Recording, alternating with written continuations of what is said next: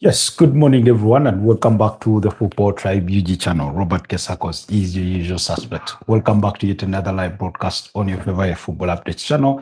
It's a pleasure to be back with you on this beautiful Saturday morning, the 14th of March, 2026. It's 18 minutes past the hour of 10 a.m., and it's a beautiful and bright sunny morning out there on the streets of Kampala and elsewhere in the capital. So, we are yet we are back yet again to discuss the latest in the world of football in as far as what's to come for you in the weekend is concerned. So this morning we will be discussing some news that broke late last night after our broadcast. For those of you that managed to catch it as we did the preview for the weekend, that Tottenham Hotspur are actively looking to replace manager Igor Tudor, who just about a month ago was, brought in as an interim until the end of the season. So we'll be discussing that and the overview or the general situation of Tottenham Hotspur and why that is the case, why they are already back in the bucket for, a manager and things like that. So you'll indulge me for purposes of this podcast. But before we get into this morning's discussion, I wish to say thank you so much to all our new subscribers. I thank you for choosing to be part of the Football Tribe UG community. I hope you get to enjoy your stay with us. I hope you get to love and what we do. That you don't just stop at subscribing, but you also go to watch our content under the video section, under the shorts section, under the live section, and give us what your thoughts are in regards to the different views, opinions, and news that we keep sharing on this channel. Remember, we do this live broadcast every single morning, Monday to Friday. That's at 9 a.m. Okay, sometimes 9:30 thereabout, but we do come live. You just need to turn on your notifications so that you will be notified every time we go live. And then on Saturday, we come at around 10 a.m. to discuss yet the latest stuff from the world of football. And then on the other side, also we do it Monday to Sunday at 11 p.m. Besides Friday, other than Friday, on Friday we come at 9 p.m. For the weekend preview and things like that. Good morning, everyone, and welcome back to the Football Tribe UG channel. Robert K. Sarkos is my name. I join you live from Kampala, Ghana. It's 21 minutes past 10. Thank you so much, Pedri. How are you doing, my boy? How is Spain this beautiful morning?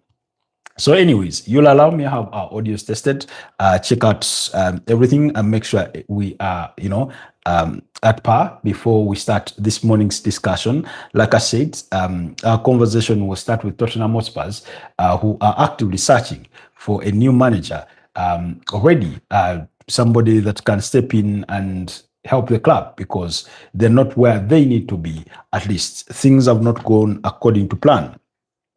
That's far. Ever since the appointment of Igor Tudor as their new interim, coach for until the end of the season, it's the kind of thing that we had discussed about. But this news does sort of force us to revisit the conversation in regards to not a change in our opinions, but to further widen the debate on this Tottenham Hotspur side. So Tottenham are actively working on appointing or on getting a new manager with the idea of replacing Igor Tudor. And that's according to the Athletic, because David Austin says they are actively working on candidates to replace Igor Tudor if decision is taken to make another head coach change after Liverpool trip. Unclear whether it will be interim again or long-term appointment, but Tottenham Hotspurs active exploring options. So the question is, what are even their options? But also, before we get into what their options can be, how did they arrive to this stage? What's happened so fast, so quick that things are breaking down? First of all, in my humble opinion, I thought it was the wrong decision for Tottenham Hotspur to appoint Igor Tudor. Why? Because he just doesn't fit the bill. It just didn't feel right. So it was more of instinctively, that kind of thing that you do, and somebody on instinct, somebody will tell you right away, I do not think that's the right decision that you're making. Just instinctively, before they even break it down for you, what their reasons would be for not agreeing with the decision that you're taking. You get my point. So for Tottenham Hotspurs, that's what it felt for me as soon as they made the appointment. Because I was thinking to myself, you're appointing a manager who just recently, or the other day, got sacked at Juventus. Now, of course, Juventus are a bigger club than Tottenham Hotspurs. It will be easy to assume that perhaps the aspirations of Juventus are much bigger than those of Tottenham Hotspurs. Maybe on another day we can debate the Juventus of the last 3 years and say maybe that's not the case. But the point I'm trying to make is that he was deemed an unwanted figure. The other thing perhaps they forgot to look at is that even Juventus appointed him as an interim manager. And it appeared to work out. He had to guide them through the FIFA Club World Cup. But a couple of months into the season, because he was fired or sacked in October after a run of 8 games without a win, because they had drawn 5 and they had lost, I think, 3. So I look at it and I'm thinking to myself, okay, you're bringing in a manager to salvage your season after parting ways with Thomas Frank. Does he have any Premier League experience whatsoever? None. What's his overall experience as a coach? I do not think there's a club he's been at and he spent there more than a year, not to the best of my recollection. And you can go and look over his CV, when he's been to teams like Udinese, teams like Hellas Verona, I think Marseille. He had a stint in I think with Galatasaray. Then he had a stint with and that's all before Juventus. So you look at that sort of run of things, and you're thinking to yourself, what's enticing Tottenham Hotspurs to make this kind of change? Like what is enticing them to the 47-year-old Croatian international, who, of course, he had his playing career with Juventus. That was between 98 to 2007, for which he could only make about 110 appearances. Now, that's a space of about what? Close on 9 years that he was at Juventus? 9 years. And you play 110 games. That means he averaged what? About 11, 12 games a season? So in his managerial career, he was with Juventus in 2025. 2024, he was with Lazio. 2022, 2023 was with Olympique Marseille. 2021, 2022, he was with Hellas Verona. He had a stint with Hajduk Split, Udinese. Udinese was there twice, 2018, 2019. Then in 2017, he had a stint with Galatasaray. And then when you extend back with Karabuksospor and then PAOK. So that's his managerial CV. But the mere fact that he has no longevity at a club is a red flag for you.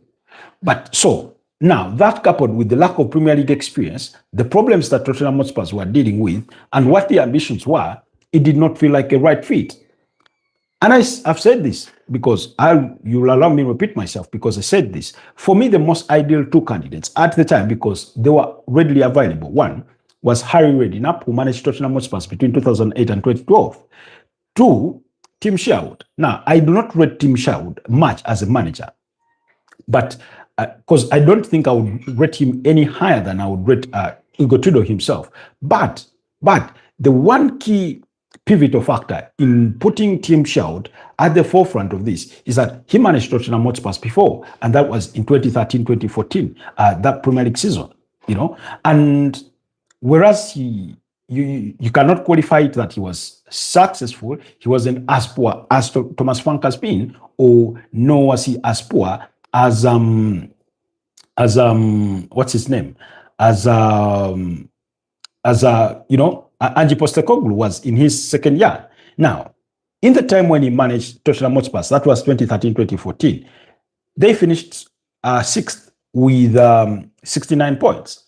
I don't think that's bad, because after that, then they brought in Mauricio Pochettino when he left Southampton, and he took over the reins until sometime in 2019.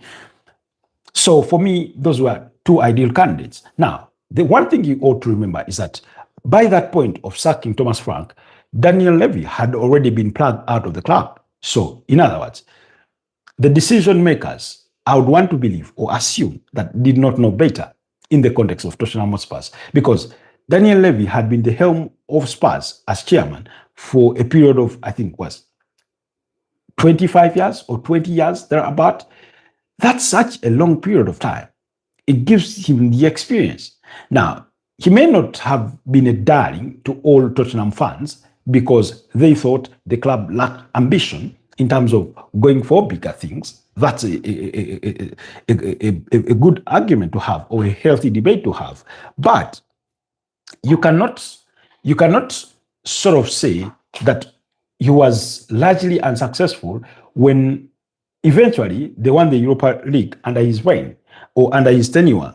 When eventually we know that they reached the finals of the UEFA Champions League back in 2019. We know that I think on one occasion they finished second in the Premier League title race.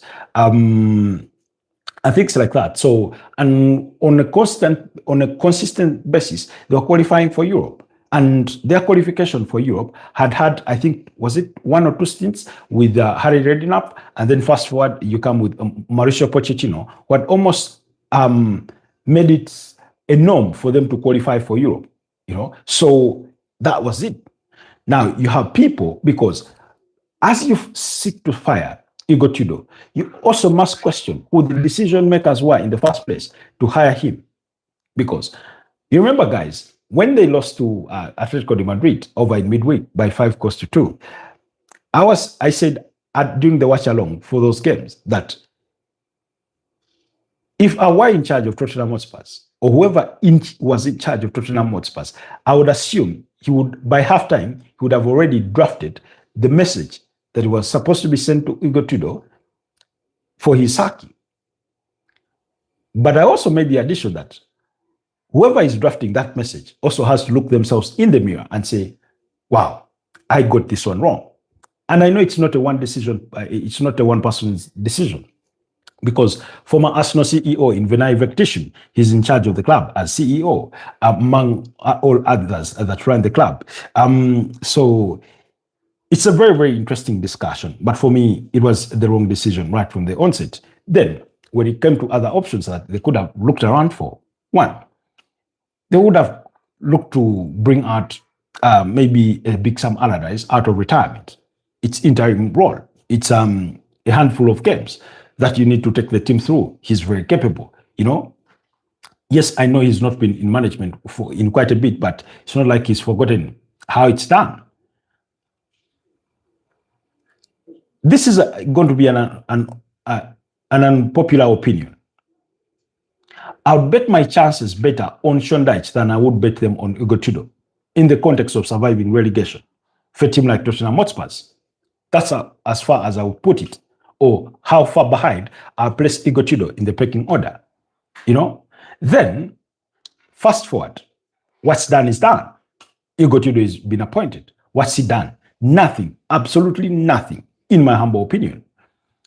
When I say nothing, is that usually when new managers come at clubs, whether mid-season, whether tail end of the season, whether after the first few weeks of the season, whether prior to the start of the season, there's a thing as we call as a new manager bounce. Now, in a new manager bounce, that's when teams go on a small run of decent results. It could be a small run, it could be a mid-term sort of run, or a long-term run of results. With Ole Gunnar Solskjaer, you would argue when he joined Manchester United, it was a long run of results, because I think they had about 17 games or 19 where they lost only about 1 game. Look at Michael Carrick, look at Liam Razinha. Michael Carrick has managed Manchester United through 8 games. Now, United are absolutely only in the Premier League, so they get to participate in the Premier League. That's why he's managed them. And they've won 6, they've drawn 1, they've lost 1. Look at Liam Razinha. He's lost 4 games in charge of Chelsea.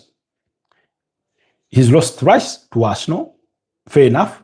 He's lost to PSG, fair enough. Who are the opponents? In the Premier League, across all competitions, he's won, let's say, I think he's won 5 Premier League games. He's drawn 2 and lost 1. That's 8 games he's managed Chelsea in the Premier League.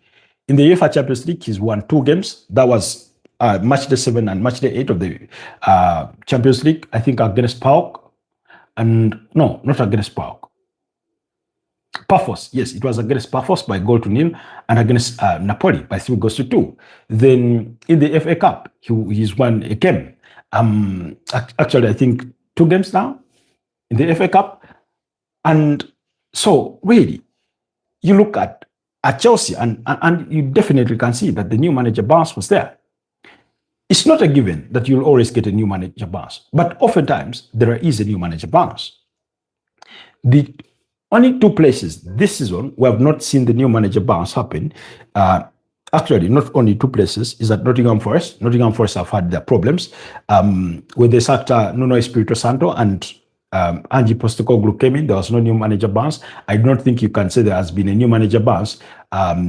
Even under Vita Pereira, when they've only won 1 game, that was 3-0 against Fenerbahce, lost the subsequent fixture, the reverse fixture against the same side, drawn against Man City and lost the others. So not really much of a new manager bounce. And then at Wolverhampton Wanderers, when they sacked Vita Pereira and replaced him by Rob Edwards, absolutely no new manager bounce. So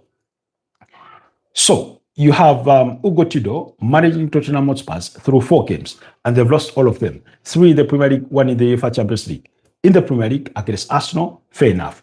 Against Crystal Palace, no, not for me. Against Fulham, yes. Now, they're all under derbies, so they're difficult games, but it's a no.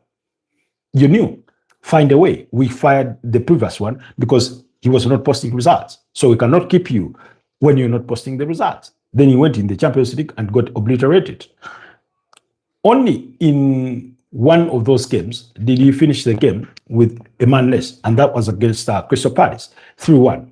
I'll blame all day, all night long, morning and evening, day and night, whatever you call it, on Mickey van de Ven. What on God's green earth was he thinking, pulling Ismail Sarr in that position? You're the last man. Let him score. So what? It's an equalizer. You can fight your way back in. That's stupid of him. That's not on the manager. But in terms of how Tottenham Hotspur apply themselves, have you seen any change? Have you made any observation of a change to say, well, this is what they were against this is what they were against during Thomas Frank, and this is what they become against Igor Tudor, that this is the change, this is the positive that you take away from it, and this is the sort of new face, and that there's a positivity, and things like that. So you do not see that. You do not see that one bit at all. And you do question, you can't help it but question, what direction is the club taking? Are they on an upward trajectory, or it's all going to collapse? I said this in the aftermath of in the aftermath of their loss in the UEFA Champions League, because somebody put it to me straight here on the channel that Tottenham Hotspur is going to be relegated, and I said the simple answer was yes, it is very possible. If they continue performing the way they are performing, they are going to get relegated. It's that simple. It's that simple.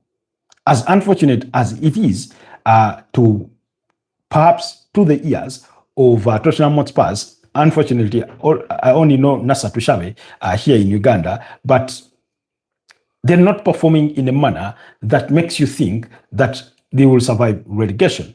Very soon, they're going to have a relegation derby against Nottingham Forest. How that ends is also going to be a big take, because they're only 1 point above relegation, because they're, I think, 16th. Above them, no, they're actually 16th, 17th.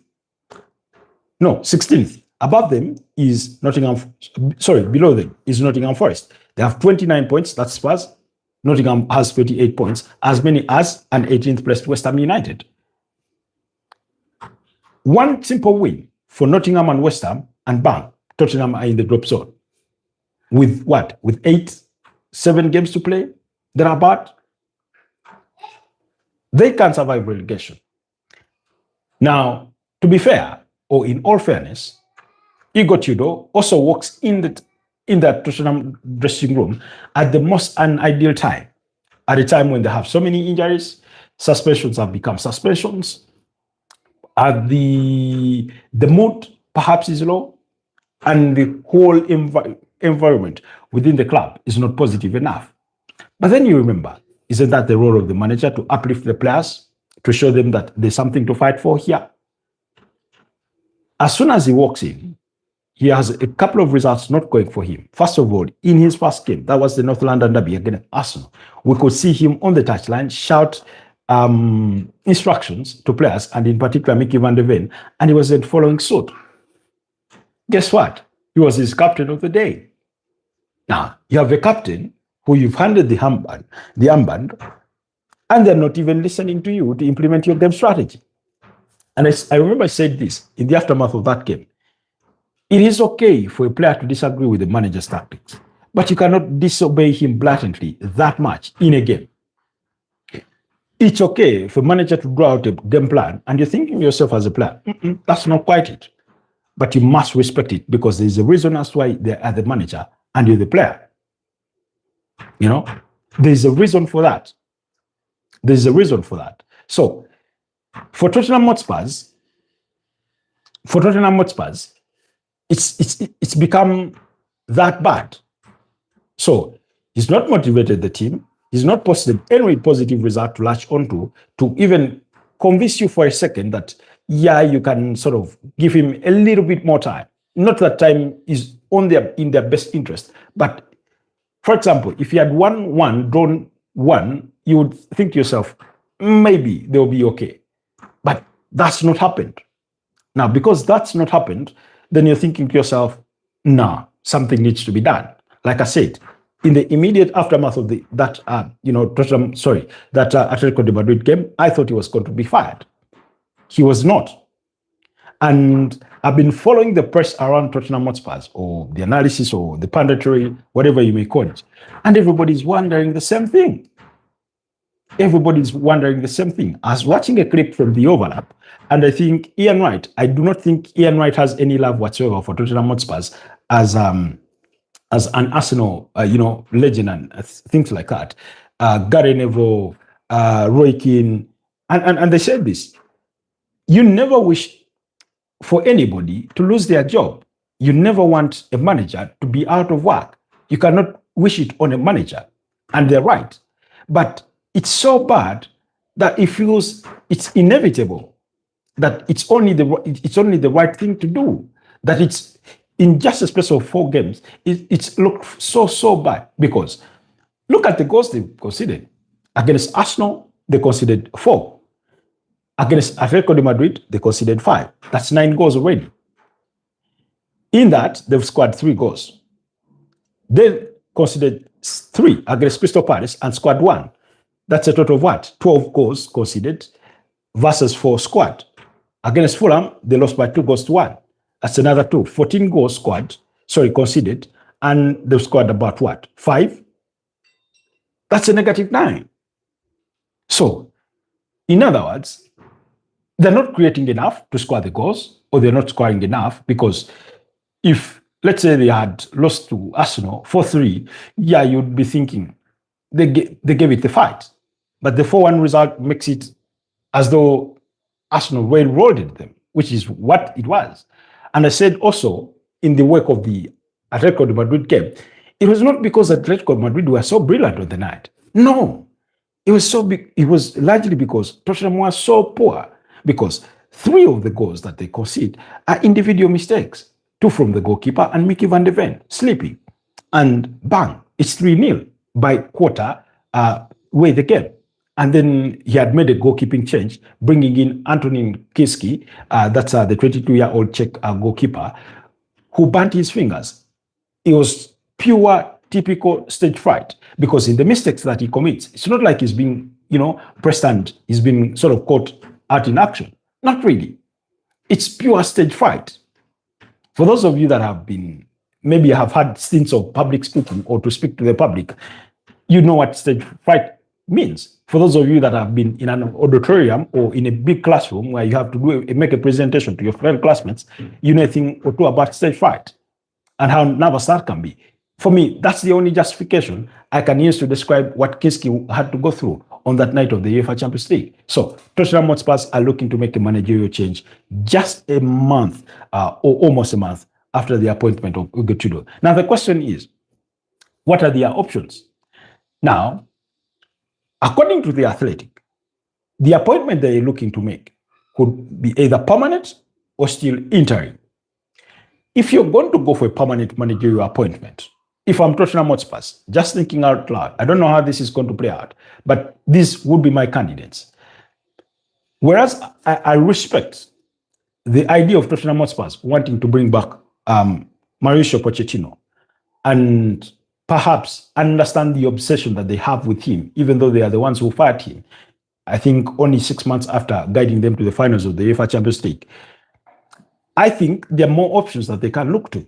First of all, I do not know if they are even capable of convincing them, but nonetheless, they can take the option.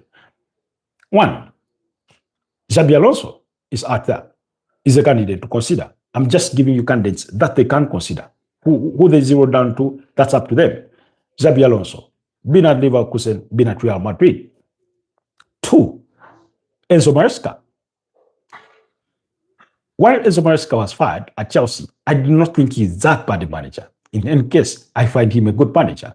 Yes, he kept on trying to engineer things here and there, some that did not work out and ended up burning his fingers. But overall, I do rate him as a good manager. That's two.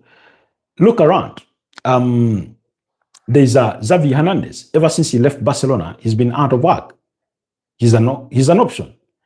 If you look at what Xavi did at Barcelona, regardless of your overall view of him, he is a decent manager. He won them the Spanish La Liga. That's for sure. So those would be my top three candidates. And then you begin to circle around for what else there is. Oliver Glasner will be looking to leave Crystal Palace. I do not think you're going to consider him as an option if you're looking to make a permanent managerial appointment at the moment. So I'm thinking to myself, you have what? 2 months left to the end of the season. Do an interim managerial appointment, see out the season, get to the summer, assess your options, scrutinize them, have the ample time to do it without having to rush into a decision, basically. In other words, you're going to have, because, during managerial appointments, and I learned this during the appointment of, when Arsenal were looking to replace Arsene Wenger, after he left the club after the 2017-2018 Premier League season, they looked at multiple candidates, among whom Mikel Arteta was at the time. And most recently, Vitor Pereira said, I think they had reached out to him as a potential candidate.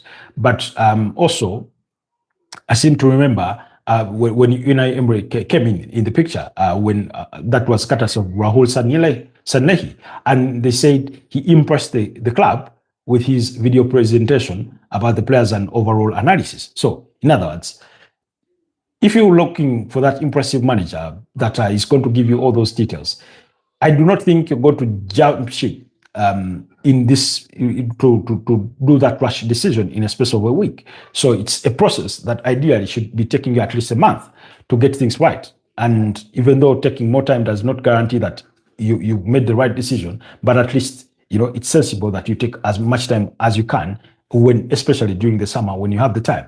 Unfortunately for them, it's going to be a World Cup year, so some of the managers perhaps that you may want to consider may be with the respective national teams. But I mean, isn't that the case with Mauricio Pochettino, who ideally they would want to return? Same story with Julian Nagelsmann for any club that may want to bring him back to club level. So we'll have to wait and see. But anyways, so those are some of the options. Two, Andoni Iraola at AFC Bournemouth. Now, when I look at the difference in terms of team resources and what they have at their disposal, we know that Tottenham Hotspur are miles ahead of a club like AFC Bournemouth, but look what he's been able to do with them. Of course, they had that bad spell in the campaign when they went about 2 months without winning a game of football. That was between November, I think, and December. But nonetheless, it does remain a fact that he is a good manager. Then this one has been mentioned multiple times, but I, for one, would not consider him because a part of me is not really convinced that it will be an upgrade or it will be a step in the right direction. Fulham is Marco Silva. He is a good manager, but I think he's good for a certain profile of clubs. That's my view of him. It's just that simple. Nothing against him. Why? Because I saw him go to Everton, whatever their problems were, and he burnt his fingers. He burnt out. So those are some of the options that they have around to look at. In the grand scheme of things, they can also explore other options away from within the confines of the Premier League and things like that. I don't know, Roberto Di Zappi is somebody that you can think of. Tactically, he's a very good manager. I do not know whether he would sit in the Tottenham dugout and not question the ambitions of his bosses. So, because sometimes he sounds like he's this kind of guy that is a little too honest. You see, Tottenham Hotspurs needs to be managed by a diplomatic kind of manager. And when I say diplomatic kind of manager, the kind of manager that is not going to come out and rant in the public whatever is going on behind the scenes. Because we know what happened with Jose Mourinho. Jose Mourinho, up until this day, without saying it directly, appears to regret ever managing Tottenham Hotspurs. He calls it a bad stain on his career. Antonio Conte, he says he's never managed a club that lacks ambition, lacks direction, right from management to the players. Now, Mourinho says that, Antonio Conte says that, look at what Ange Postecoglou said in the aftermath. He may have been clean about it, but he more or less said the same thing. He could not believe that in the 2023-2024 Premier League season, Tottenham fans, including some of their players, without saying it outrightly, were okay losing to Man City if it meant that Arsenal do not win the Premier League title. And indeed, they lost to Man City. I think it was by 1-0. He could not stomach it. He could not comprehend it. That's the lack of ambition that he was... Because it's not like Tottenham didn't have anything to play for. They had a slot in the UEFA Champions League at stake. They ended up going into the Europa League. We all know how that story ended. You know? Then Igor Tudor, who's been barely there a month, he said the same thing about those players. Now, I do not agree that he attacked his players because you do not be an interim manager and the players know it, that you're only interim, only there until the end of the season. And then you decide to go on the attack of your own players, even when you think they're not doing the things the way you hope they would be doing them. And the reason for that is because sooner or later you're going to need them. There's that saying, you don't shit where you eat. So in Igor Tudor, attacking his own players was more of the equivalent of shitting where he eats, because at the end of the day, you're going to turn to the same players to try and motivate them into winning the next game. So how do you do that if you attacked them the other day and they're all caught up in emotion? There's a saying, there's a phrase we normally use, and this is in Luganda, so I'll put it in Luganda and see if I can find the loose translation of it. Abasambyo kukube nyumba. In other words, players can play against you. They can lose games so that you get fired. Or they can put on performances that are so poor that get you fired as a manager. That's how loosely I can translate it in literally meaning. So they're almost going to show you that because you've attacked them. You've shown a lack of faith in them. First of all, whatever your ideas are, they're trying to adapt to them, because I do suspect that they are contrary to what the previous manager's ideas were. It's that simple. So Igor Tudor has not painted himself in any glory, but if it comes to short-term interim appointments, Tim Sherwood, Harry Redknapp, Big Sam, those would be my ideal three candidates. I wouldn't go past that. None. I wouldn't go past those three options. Any of them walks in, I do not guarantee that he will do a very good job, but I can guarantee he will do a better job than Igor Tudor has done. That's what I can tell you for a fact. And in fact, the other day, Harry Redknapp was speaking to Sky Sports, and he said, funny enough, coincidentally, after many, many years, because he said, I think something in the region of he had not spoken to Daniel Levy ever since he had left the club. Not that they had had a bad relationship or anything, but Daniel Levy gave him a call and they had a chat. And he in his conclusion, Harry Redknapp, he says, if Daniel Levy had been still at the club, he would have gotten the job as an interim. In other words, not because he wants to come out of retirement or desperate to get a job, because he knows that he can help that team. He can help the team. It's a team he loves because he worked for it for 4 years, So basically, that's just about it. Anyways, so then when it comes to more permanent options, we've looked at the options. Perhaps they can look at more options than those, but at least those are some of the names that do come to mind.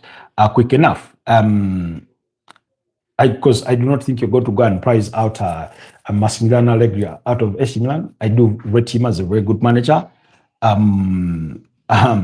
don't think they would attempt to go back for Conte. That relationship ended badly to the fact that they sacked him and they left Christian Stellini, who was eventually sacked before the end of the season. And then I think Ryan Mason took over until the end of the season. So it's murky waters for for Tottenham Hotspurs. Anyways, moving on from Tottenham Hotspurs. The weekend is here, and you know what that implies. It means weekend football. It means Premier League action and things in that regard. So do join the conversation. For those of you that are interested in what's to come over this weekend. So we did the preview for majority of these games in as far as the Premier League is concerned. Actually, because the conversation started yesterday morning, went on yesterday night. In the morning, we did preview of majority of the games. Last night, we looked at Arsenal versus Everton. We looked at Man United versus Aston Villa, Liverpool versus Tottenham Hotspurs. We gave our respective verdicts for that. So I will have a recap for, the fixtures and then the implications in some of those games. I've seen Pep Guardiola was speaking to the media and he went on the defensive because he was being criticized for his team selection in the UEFA Champions League against Real Madrid. And he said, if it had worked out, then everybody would be saying, oh, Pep Guardiola, genius. And he asked them, how many times have you made the same conclusion? That when I did something and he said, oh, Pep Guardiola is a genius. He said in the last 10 years. And he's maybe right about that. But because, of course, that's what I've always said. If it works out, well and good. If it doesn't, we're going to come for you. That's the nature of the sport. If you do something, if you make a decision and it works out, we're going to give you the credit for making the right decision. But when you do it and it doesn't work out, we cannot give you credit for making the wrong decision. Now, we're going to criticize the decision because we are thinking that you could have made a better decision, especially given the options that you have at your disposal. So for Pep Guardiola, yes, he got it wrong at the Santiago Bernabeu, and he does get the rap sheet. Then by extension, he explained of how he's oftentimes been criticized about how he doesn't take cup competition seriously, and he was asking them, how many times have we won them? How many times have we reached the semifinals? And he said, you're all criticizing my starting 11. He said, go back online and look at the reaction when they read out the starting 11 during their trip out to Newcastle in the round of 16 of the FA Cup. And he said, there's a lot of criticism. But once they won by 3-1, had a brilliant performance, nobody said nothing. And he's right. I do not remember to the T what his starting 11 looked like against Newcastle, but I know for a fact it had the likes of James Trafford. I know it had Omar Mamouche. I know it had Jeremy Doku, among others, But nonetheless, it's just the nature of sport or the nature of life. Whether in politics, whether in football, whether be it in basketball or any other sport. If you're the man in charge, if you're the guy in charge, or even in business, if you're the leader of a business, if you make a decision and it works out, well and good. If it backfires, you take the hit. That's just how it works. So I do not think Pep Guardiola is too naive to know that. Maybe all he's asking for is to be extended some courtesy to say, do not beat as much as you're cracking the whip on me for those decisions. But yeah, I do share the sort of similar view that he made the wrong decision in terms of how he selected his team when it came to that starting 11 against Real Madrid, and particularly the inclusion of Savinho in that starting 11, really. So here's what's to come in as far as the Premier League is concerned for match day 30 officially. Of course, Arsenal will be playing their 31st game of the Premier League this season, and the stakes couldn't be any higher. There's no early kickoff, so games will kick off at 6 p.m. When Burnley host Bournemouth. Our prediction in that, I think, was a 1-1 draw. Sunderland against Brighton, we went for a draw. I think I went 1-1 in that one. Arsenal versus Everton at 8:30 p.m. Going to be a nervous game. Arsenal fans, wherever you are, it's going to be that kind of game. I think it's going to be difficult. I think Everton are going to make it really, really difficult for Arsenal. Playing under no pressure, they'll be looking to cause an upset.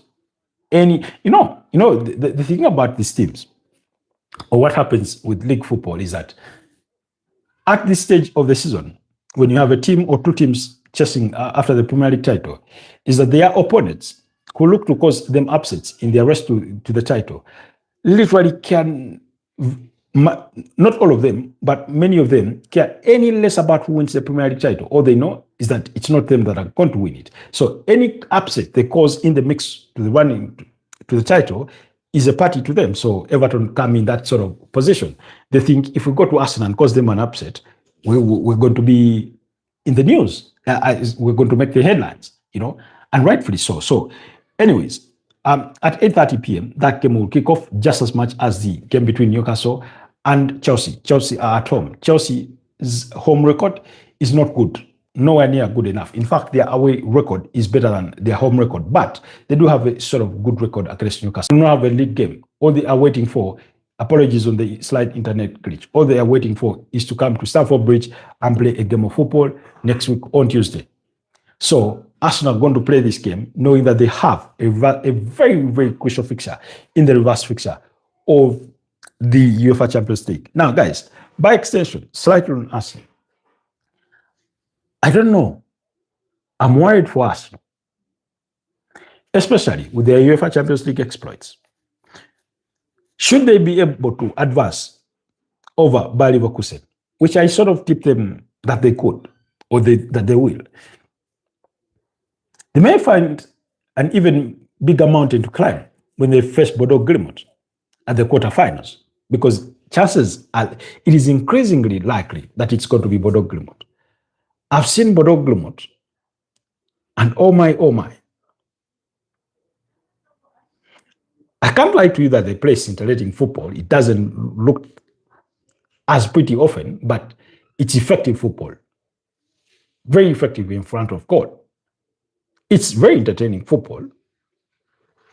So, anyways, we'll get back to that in a bit, but let's run through the fixtures. And then at 11 p.m. in the late kickoff, West Ham United will be up against Manchester City. Then on Super Sunday, Crystal Palace at 5 p.m. will be up against Leeds United, while Man United will entertain Aston Villa, and Nottingham Forest will be away to Fulham. All games kick off at 5 p.m. East African time on Sunday. Then Liverpool will play Tottenham Hotspur at 7:30 p.m. So if Liverpool beat up against Spurs, which is highly very likely, that's when we may receive that's when that letter that has been drafted for the sacking of Igor Tudor may be made public, may be signed and stamped and made public. I'm sure it's already drafted. All it's missing is a current date. I think the signature is already there. It just doesn't have the official stamp. So basically, that's what we're waiting for. And then on Monday Night Football, that's when match day 30 will wrap up with the game between Brentford and Wolverhampton Wanderers. Now, before we get into the briefer precursors of sort of review or insights in some of these games, for our Ugandan community, Coach Mike Mutebi, there's a fundraising for him to help with his medical expenses, to help with his treatment. We know he's been out of work for some time, ever since he left KCCA. He had a stint in Rwanda, and then he returned. So he's been out of work for quite a bit of time, from what I do gather. And so apparently he needs about 400 million to go abroad for treatment. I can't speak to the specifics of his illnesses and things like that. But yesterday I was led to learn that there's a game that is going to be played at the Yes Sports Arena in Zambia. I just found out, I was trying to Google the place. The Yes Sports Arena is in Zambia, and that's where the game will be played. I do not know what teams are even playing. I won't lie to you. I'm giving you the little bit of information that I know. That game will be played on Sunday at 2 p.m. So please go there and help at the cause. Or there's some numbers that are being distributed. One is for Mike Mutiaba, I think. There's another number that was put out. I think it's for his brother. You can look up for that information and help support, whether you can send it, even if it's 1,000 shillings, even if it's 2,000 shillings, even if it's 5,000 shillings, whatever you can. So I do not know whether there's going to be charges at the Yes Arena, but there's going game to be played for people to try and raise money for Coach Mike Mutebi to help with his medical expenses. We know what happened a couple of days ago. He had been missing. He was found after 40 hours of missing in a banana plantation in Kisubi. So situation hasn't been pretty. But according to reports coming out of hospital, is that he's slightly better. He's eating well. He's now himself. He can have a conversation. He can recognize people. So yeah, that's the bit that I wanted us to look at or to inform you about. Anyways, let's return back into it. Now, a quick key focus. Because we did the preview for majority of these games, I'm just going to be touching on a key facts, key insights, and what is at play or the context for these games. In case you want the full preview for the Arsenal Man United Liverpool game, go back to Friday night's live broadcast. Let me see what the title was. Yesterday night, it says weekend preview: Arsenal versus Everton, Man United versus Aston Villa, and then Liverpool and much more. And then for games like Chelsea and all the other games, go back to the Friday morning broadcast that whose headline says the Premier League finally returns, and Manchester United fans are happy. And Man United fans are excited. Why do I say Man United fans are excited? It's because they've not kicked a game of football ever since last week, midweek, when they lost to Newcastle. So it's been a bit of a mini holiday for them. And it's going to be even a longer holiday when we head into the March international break after next weekend's action, during which there will be... Now, okay, quickly, Arsenal, every game they play between now until the end of the season will feel, must feel, should be treated, will be treated, whichever way you want to put it, like a final. Because they play Everton, they cannot afford to slip up. Any slip up means putting this title race back in the hands of Manchester City. And that's the last thing you'd want to do. That's the last thing you'd want to do. So that's the simple fact about it. Two, they got to play this game, bearing in mind they have a reverse midweek fixture against Bayer Leverkusen. Bayer Leverkusen, who will play, by the way, today at 5:30 p.m. against Bayern Munich.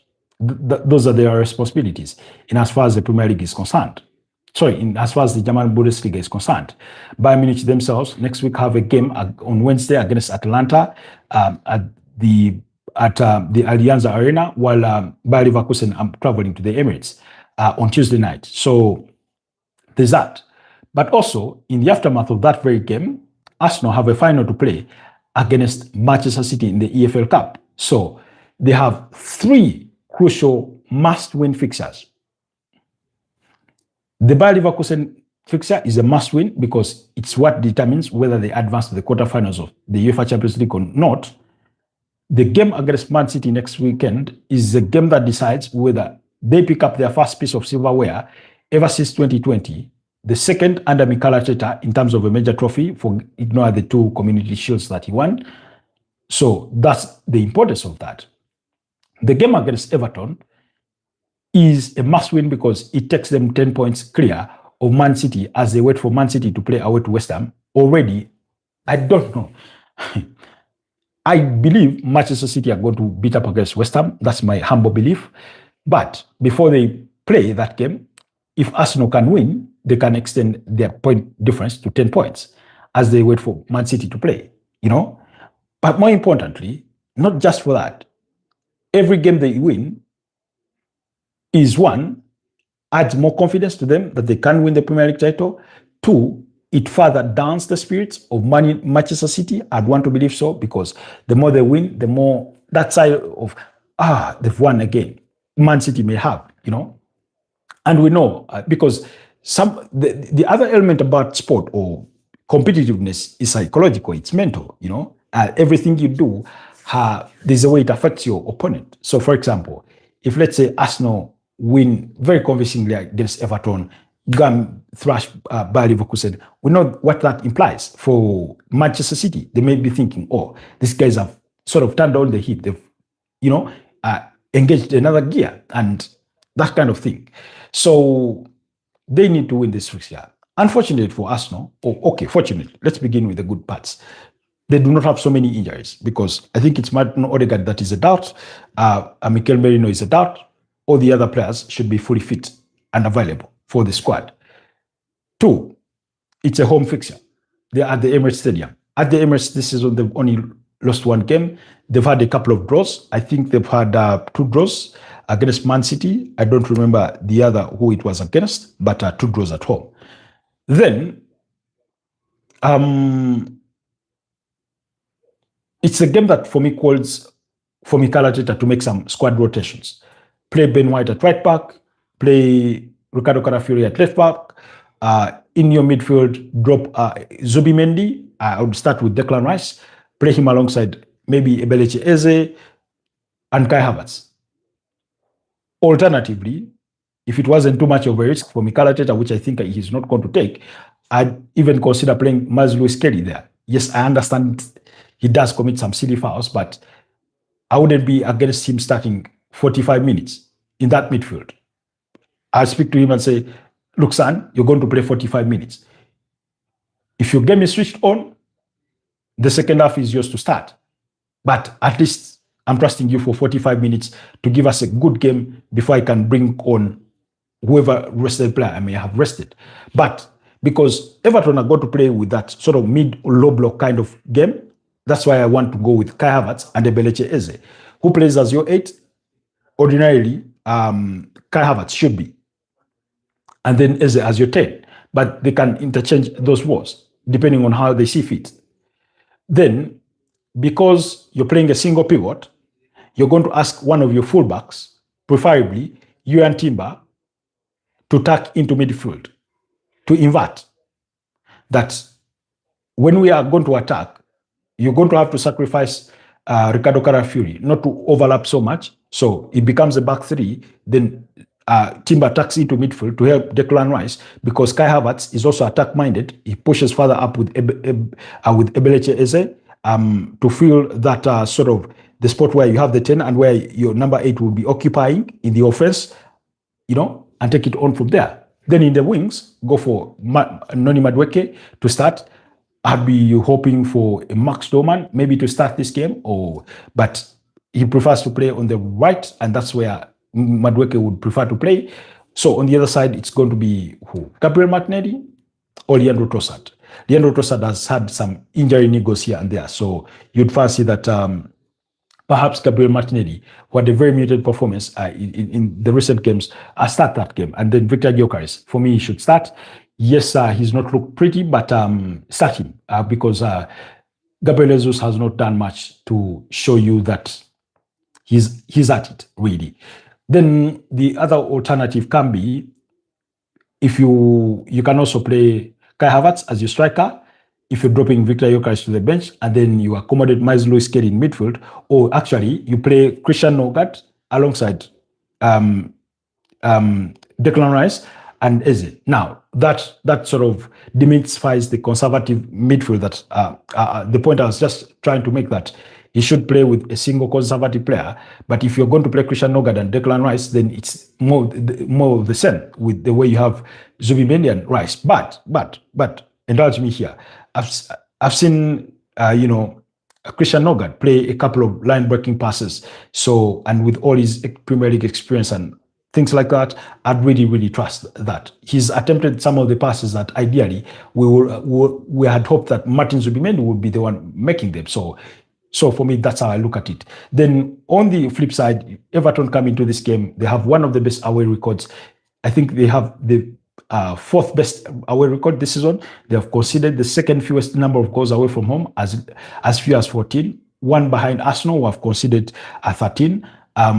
One, their well-drilled side, David Moyes and his men, James Tarkowski, Gerard Braithwaite in that backline. You have Jack O'Brien, you have Miakalenko at left back, you have James Garner in that midfield alongside Idris Kanagay, you have Ilmani Diaye alongside Keenan Brisbane Hall, and then Dwight McNeil and Thornberry or Beto leading up the line. So I believe that's how Everton could set up for that trip to the Emirates Stadium at 8:30 p.m. Then, so I'll leave that at that. My expectation is for Arsenal to grind it out into a 2-1 victory. Like I said, it's going to be really a very difficult game right from the onset. But I do fancy Arsenal to find a nasty way to win it. I do not think set pieces could be a factor, but Everton are really good at set pieces, both at attacking them and both at defending them. So give them some credit. Then West Ham, Manchester City, difficult. Not an easy game. There's no easy game in the Premier League, but Manchester City just have that beautiful record against West Ham. It's almost similar to what they have against Fulham. So in the last 5 fixtures, West Ham have not beaten up against Manchester City. They've been shipping in goals for fun, at least by 3 goals. 3 or more goals, literally. At one occasion, I think last season they conceded 4, but that was at the Etihad Stadium. So really, and yet West Ham are going to be without Somerville. Yes, they will welcome back Malik Diouf.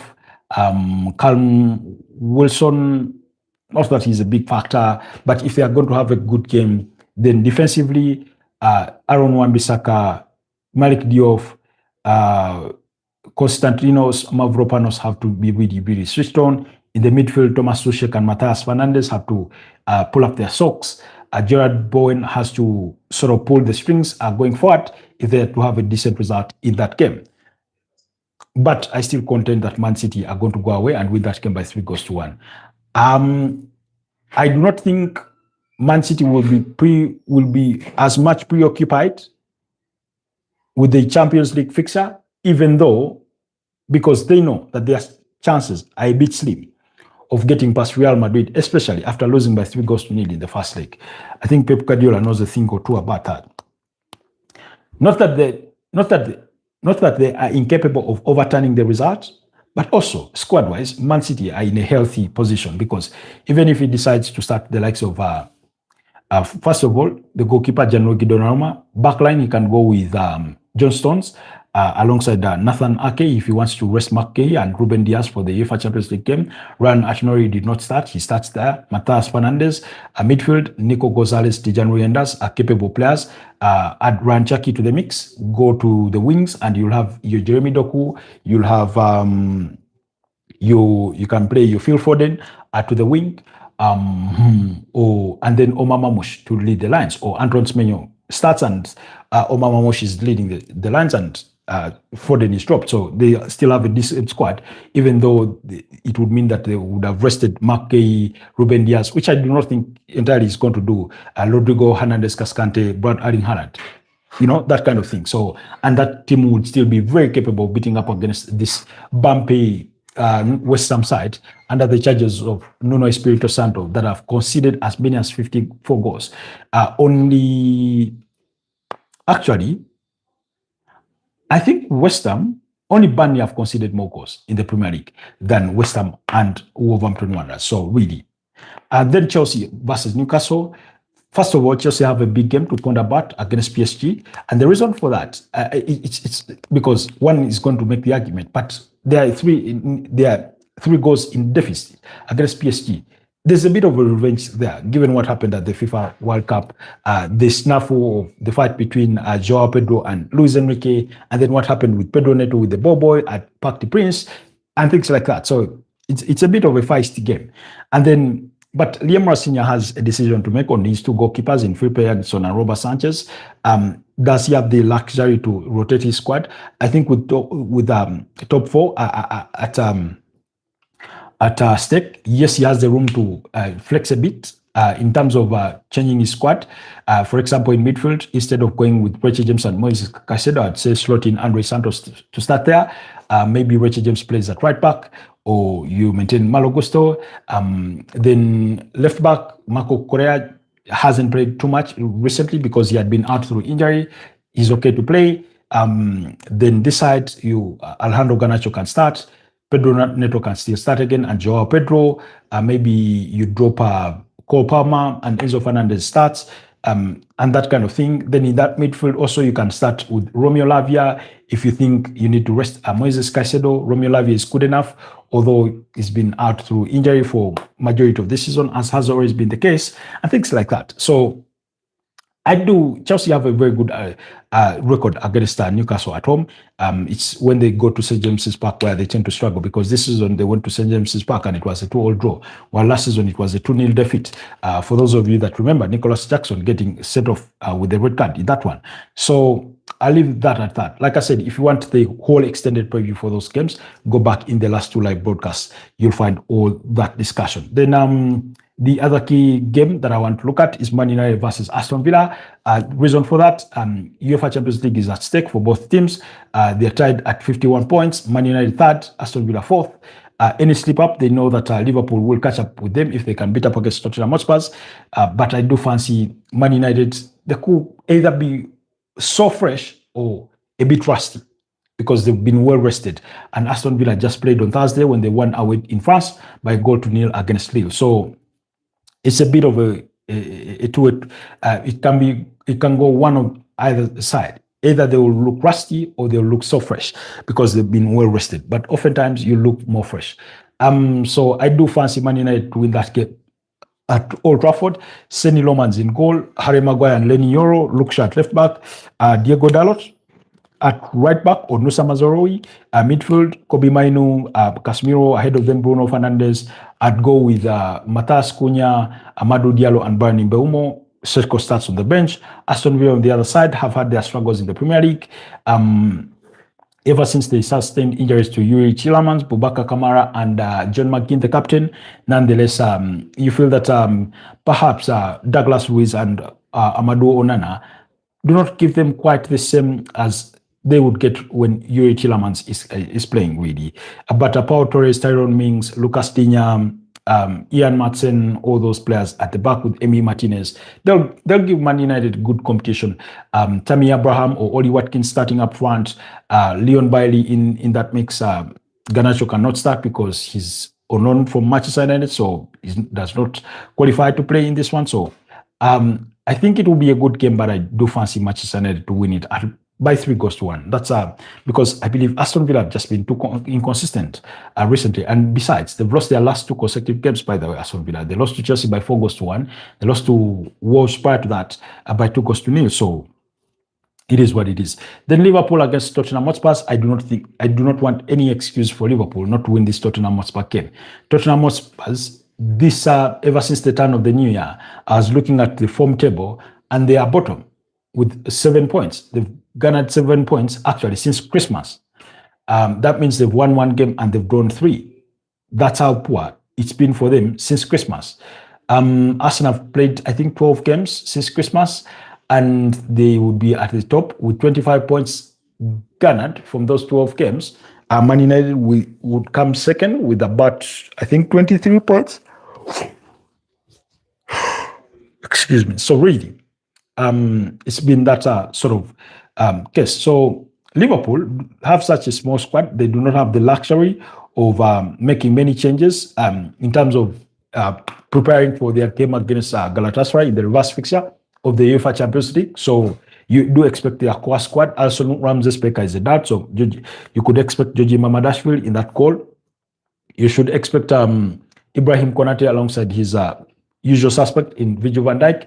I would go for Anne Robertson and rest Milos Kakes. I'd go with Joe Gomez at right back as opposed to Jeremy Frimpong. I'd start with let's say Ryan Gravenberch, Dominic Soboslai, and Florian Wirtz. Drop McAllister to the bench. I'd go with Cody Gakpo, Mohamed Salah, and Hugo Ekitike. Or Salah starts on the bench and Jeremy Frimpong is on the other side of the wing. So that's because Federico Chiesa is a doubt.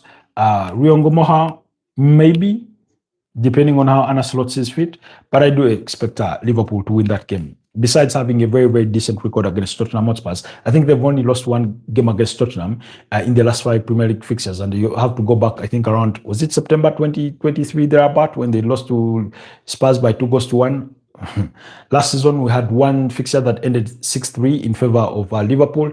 Then the other, they put, I think, they beat Spurs by 5-1. That was at Anfield. So that's the kind of record that Liverpool have on this Tottenham Hotspur side, and they're already poor enough. And when you look at Tottenham's injury and suspension team sheet, for example, Christian Romero has apparently a head injury. Mickey van de Ven is suspended following that red card that he received against Crystal Palace. Ben Davies is out with an ankle injury. Destin Udogi with the hamstring injury. Joao Paulinho out with the head injury. Rodrigo Bentancur out with the hamstring. Uvis Bissouma, quote unquote, has a problem. I don't know what problem. Conor Gallagher, this one could return, but has had an illness or a fever. James Maddison, it's a knee, suffered that anterior cruciate ligament injury back in the summer in their game against Newcastle in preseason. Then Muhammad Kudus has been out for an extended period of time with a thigh injury. Dejan Kulusevski out with a knee injury, as well as Wilson Odegaard, who equally sustained an anterior cruciate ligament injury. So that lengthy list of injuries does not do Tottenham Hotspur any favors, but we should expect a return of Guillermo Vicario in goal, at centre back Kevin Danso alongside maybe who I don't know who they get to play him alongside with, but Dejad Space, Pedro Porro, midfield. I think Conor Gallagher will be okay to play. You go with I'd go with Achai Gray, Pape Matza, and Conor Gallagher. And then Xavi Simons, Rando Kolomwani, and Rickarson playing on the wings. Something like that. Or, actually, I'd go with Dominic Solanke as opposed to Rando Kolomwani, Richarlison, and Xavi Simons. Xavi Simons playing from the wing and tucking inside. So that's how, if I were Igor Tudor, that's how I would set up the team. So basically, that's about it. Then quickly, let's see what else there is to come in as far as this weekend is concerned. Elsewhere in other 5 major leagues, here's the run of fixtures that you should be looking forward to in as far as things go.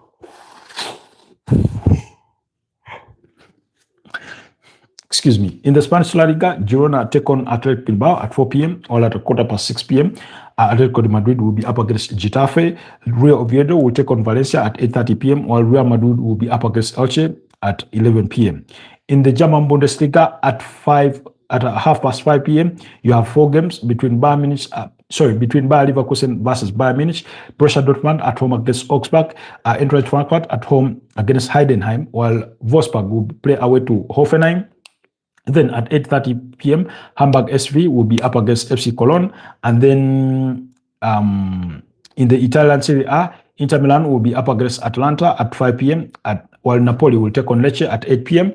Juventus at 11:15 p.m. will be away to Udinese, while in the French League 1 at 7 p.m. Lorient will take on Lens. At 9 p.m. Angers will take on Nice, and AC Monaco will take on Brest at 11 p.m. And then quickly on Super Sunday in the Spanish La Liga, you'll have Mallorca up against Espanyol at 4 p.m. Barcelona up against Sevilla at 6:15 p.m. At 8:30 p.m. Real Betis will be up against Celta Vigo, while Real Sociedad and Osasuna will come at 11 p.m.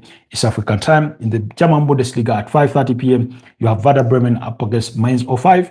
You have Freiburg at 7:30 p.m. against Union Berlin, while VfB Stuttgart at 9:30 p.m. will take on RB Leipzig. In the Italian Serie A, Hellas Verona will entertain Genoa at 2:30 p.m., while at 5 p.m. Pisa will take on Cagliari, as will Sassuolo up against Bologna, and then at 8 p.m. you'll have Como against AC Roma. That's Cesc Fabregas versus Gianpiero Gasperini as the managers in the dugout. And then at a quarter to 11 p.m., Lazio will be up against AC Milan, while in the French League 1, Strasbourg will take on Paris FC at 5 p.m., while at a quarter past 7 p.m., Lyon will play away to Le Havre, while Metis will take on Toulouse at the same kickoff time, and then Stade Rennes will be up against Lille at a quarter to 11 p.m. So in Europe's 5 major leagues, that's the Premier League, Spanish La Liga, German Bundesliga, Italian Serie A, and French League 1. I hope I did not repeat myself.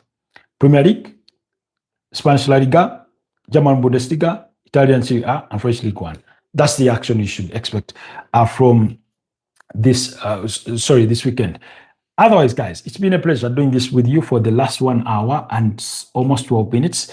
Thank you so much. Have a blessed weekend, and I'll see you guys next time. Bye-bye for now.